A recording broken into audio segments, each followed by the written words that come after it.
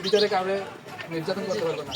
এই কারণে আমরা সকলে গণভোটে হা ভোট দেবো। ব্যালট কিন্তু দুইটা থাকবে, একটা হচ্ছে শাপলাগুলি প্রতীকী ব্যালট, এটার ভিতরে আমরা শাপলাগুলিতে ভোট দেবো। আরেকটা হচ্ছে গণভোট, এটা হচ্ছে হা ভোটকে আমরা বিজয় করবো এবং আপনাদের সকলকে বলে দেবো যে হা ভোটের জন্য ভোট দেয়।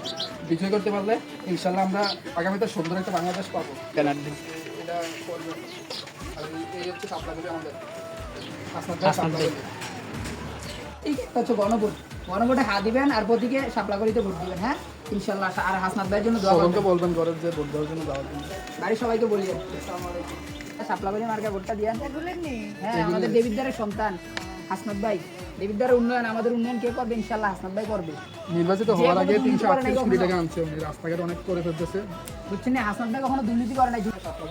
শাপলাগুলিতে ভোট দিবেন এবং গণভোটে হা ভোট দিবেন। হ্যাঁ আমরা এবার ব্যালট পাবো দুইটা ব্যালট, একটা হচ্ছে প্রতীকের ব্যালট, আরেকটা হচ্ছে হানা ব্যালট। হানা ব্যালটের ভিতরে আমরা যদি হায়কে বিজয় করতে পারি তাহলে দেশের শাপলাগুলিতে আমরা ভোট দেবো।